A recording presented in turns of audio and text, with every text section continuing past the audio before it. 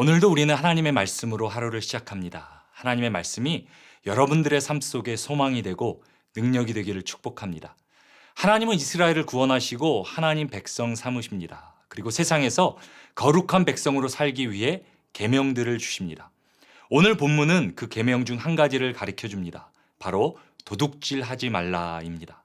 이 계명은 10계명의 8번째 계명으로 기록될 정도로 중요합니다. 5월 26일 수요일 말씀으로 여는 행복한 하루, 오늘의 키포인트입니다. 도둑질은 관계를 무너뜨립니다. 오늘 본문 함께 살펴보겠습니다. 출애굽기 22장 1절에서 6절 말씀 먼저 보도록 하겠습니다. 사람이 소나 양을 도둑질하여 잡거나 팔면 그는 소 한 마리에 소 5마리로 갚고 양 한 마리에 양 4마리로 갚을지니라. 도둑이 뚫고 들어오는 것을 보고 그를 쳐 죽이면 피 흘린 죄가 없으나 해 돋은 후에는 피 흘린 죄가 있으리라. 도둑은 반드시 배상할 것이나 배상할 것이 없으면 그 몸을 팔아 그 도둑질한 것을 배상할 것이요. 도둑질한 것이 살아 그의 손에 있으면 소나 나귀나 양을 막론하고 갑절을 배상할지니라.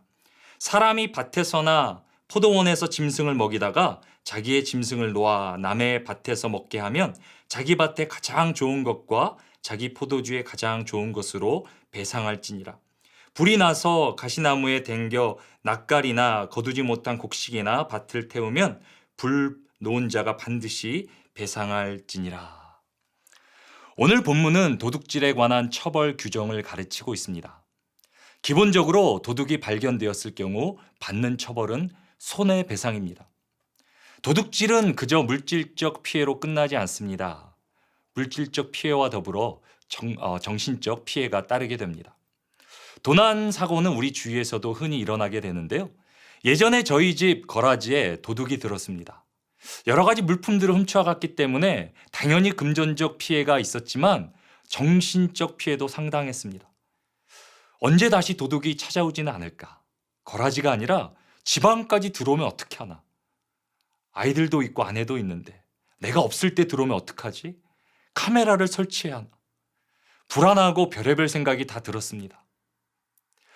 더 나아가 도난 사건이 생계수단에 연결될 경우 더 큰 피해가 일어납니다. 이스라엘 사회에서 소와 양은 중요한 생계수단이었고 이 경우 최고 4배나 5배로 갚아야 합니다. 도둑질은 개인적인 피해만 아니라 공동체적으로도 피해를 끼치게 됩니다. 오늘 본문 7절에서 9절 말씀 함께 보겠습니다. 사람이 돈이나 물품을 이웃에게 맡겨 지키게 하였다가 그 이웃 집에서 도둑을 맞았는데 그 도둑이 잡히면 갑절을 배상할 것이요. 도둑이 잡히지 아니하면 그 집주인이 재판장 앞에 가서 자기가 그 이웃의 물품에 손댄 여부의 조사를 받을 것이며 어떤 잃은 물건 즉 소나 나귀나 양이나 의복이나 또 다른 잃은 물건에 대하여 어떤 사람이 이르기를 이것이 그것이라 하면 양편이 재판장 앞에 나아갈 것이요 재판장이 죄 있다고 하는 자가 그 상대편에게 갑절을 배상할지니라. 이제 7절에서 9절의 상황은 조금 더 복잡합니다. 이제는 우리 자신이 도난을 당한 것이 아니라 우리 물건을 다른 사람이 가지고 있다가 맡고 있다가 도난을 당한 상황입니다. 이렇게 되면 우리 안에 더 복잡한 의심이 일어납니다. 정말 도난을 당한 건지, 도난 당했다고 거짓말을 하는 것인지, 이제는 조사가 필요하고요. 심지어는 재판이 불가피하게 됩니다. 공동체 가운데 서로를 의심하게 되고 불안이 일어납니다. 도둑질은 공동체 안에 불신을 초래합니다. 그뿐만 아니라 열심히 일해서 열매를 누려야 되는 노동이라는 가치가 흔들리게 됩니다. 도둑질은 근본적인 신뢰와 가치를 깨트리고요. 공동체 안에서의 관계를 무너뜨립니다. 하지만 도둑질의 가장 큰 문제는 무엇입니까? 바로 하나님과의 관계가 깨지는 것입니다. 오늘 본문 말씀 10절에서 15절까지 함께 보도록 하겠습니다. 사람이 나귀나 소나 양이나 다른 짐승을 이웃에게 맡겨 지키게 하였다가 죽거나 상하거나 끌려가도 본 사람이 없으면 두 사람 사이에 맡은 자가 이웃의 것에 손을 대지 아니하였다고 여호와께 맹세할 것이요 그 임자는 그대로 믿을 것이며 그 사람 배상하지 아니하려니와 만일 자기에게서 도둑 맞았으면 그 임자에게 배상할 것이며 만일 찢겼으면 그것을 가져다가 증언할 것이요 그 찢긴 것에 대하여 배상하지 아니할지니라. 만일 이웃에게 빌려온 것이 그 임자와 함께 있지 아니할 때에 상하거나 죽으면 반드시 배상하려니와 그 임자가 그것과 함께 있었으면 배상하지 아니할지니라. 만일 새낸 것이면 새로 족하니라. 이 본문에서 핵심 구절은 바로 11절에 있습니다. 이웃의 것에 손을 대지 아니하였다고 여호와께 맹세할 것이요. 여호와께 맹세할 것이요.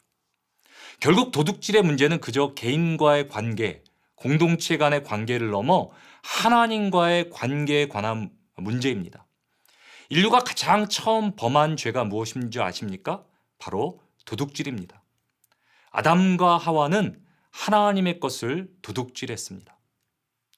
왜 우리는 도둑질을 합니까? 어거스틴의 고백록에는 자신이 어린 시절에 했던 배를 도둑질했던 이야기가 담겨져 있습니다. 얼핏 보면 그저 어린 애들이 몰려다니다가 남의 집에 배를 서리하는 이야기지만 어거스틴은 그 사건의 의미를 이렇게 조명합니다. 어거스틴은 어린 시절, 소년 시절 배를 도둑질한 것이 그저 배가 고파서 그런 것이 아니었다고 말합니다. 왜냐하면 배를 훔치자마자 버린 경우가 많았기 때문입니다. 어거스틴이 내린 결론은 훔치는 행위, 그것이 좋았기 때문이라고 말합니다. 이 훔치는 행위는 바로 내가 주인이 되려는 행위입니다. 내가 하나님이 되려는 행위입니다. 이 원초적 죄악의 욕망은 인류 처음부터 있었고 지금도 우리 가운데 역사하는 가장 강한 욕망 중에 하나입니다. 도둑질은 인간에게 강렬한 만족을 줍니다. 그렇기 때문에 물질이 넉넉하다고 해서 도둑질의 문제가 해결되지 않습니다. 저는 참 궁금했던 것이 부자가 별것도 아닌 것을 도둑질하는 것입니다. 왜 다 있는데 사면 되는데 왜 도둑질을 할까? 근데 그것이 아니라 도둑질이라는 것은 인간에게 원초적인 어떤 만족을 주기 때문에 인간이 갖고 있는 그런 유혹이라 그럽니다. 그래서 이것은 처벌만으로도 해결되지 않습니다. 도둑질은 죄의 문제입니다. 하나님 앞에서 회개하고 하나님 안에서 만족을 누려야 합니다. 그래서 사도 바울은 에베소서 4장 28절에서 이렇게 말합니다. 도둑질하는 자는 다시 도둑질하지 말고 돌이켜 가난한 자에게 구제할 수 있도록 자기 손으로 수고하여 선한 일을 하라. 사도 바울은 도둑질의 문제를 해결하기 위해 두 가지를 말해줍니다. 다른 사람에게 물질을 나누는 나눔과 그리고 자기 손으로 열심히 일하는 성실입니다. 도둑질은 관계를 무너뜨리지만 나눔과 성실은 관계를 세우고 공동체를 건강하게 합니다. 도둑질은 인간에게 어떤 만족을 주지만 나눔과 성실은 더 큰 만족을 우리에게 주고 하나님을 기쁘시게 합니다. 오늘 말씀을 맺도록 하겠습니다. 훔친 사과가 더 맛있다라는 말이 있습니다. 인간은 끊임없이 훔치는 행위, 자신이 주인이 되고 싶은 유혹에 빠지게 됩니다. 하지만 도둑질은 관계를 무너뜨립니다. 개인 간의 관계, 공동체 간의 관계, 그리고 하나님과의 관계도 무너뜨립니다. 그래서 우리는 이 도둑질을 심각하게 생각해야 되고요. 우리는 이 도둑질이 주는 만족, 유혹을 뿌리쳐야 합니다. 하나님 우리에게 도둑질의 삶이 아니라 나눔과 성실의 삶을 통해 관계를 세우라라고 말씀하십니다. 오늘 하루 나눔과 성실을 통해 관계를 세워 이 땅 가운데 축복의 통로로 살아가시기를 주님의 이름으로 축원합니다. 함께 기도하겠습니다. 하나님, 오늘도 우리에게 다가오는 수많은 유혹들이 있습니다. 때로 내 것이 아닌 것을 내가 주인 되고 싶어하고 남의 소유, 정말 하나님이 하지 말라고 하는 것을 내가 하려고 하는 내 안에 잘못된 죄악적 속성이 있습니다. 하나님, 내가 오늘도 내 것을 내려놓고 내가 십자가의 나를 못 받고 하나님의 뜻대로 살기를 원합니다. 세상이 주는 만족, 나의 욕망이 주는 만족에 빠지는 것이 아니라 하나님의 말씀, 하나님이 주시는 만족, 내가 오늘도 정말 거룩하게 살아감으로, 정말 내가 열심히 오늘도 살아가고, 내가 정말 남을 섬김으로 말미암아 하나님이 주시는 가장 큰 만족을, 그 행복을 누리기를 원합니다. 더 나아가 우리를 통해 정말 신뢰가 회복되어지고 공동체가 세워지는 축복을 우리가 누리게 하여 주시옵소서. 우리가 이 땅에 축복의 통로가 되게 하게 하여 주시옵소서. 감사드리며 예수 그리스도 이름으로 기도드립니다. 아멘.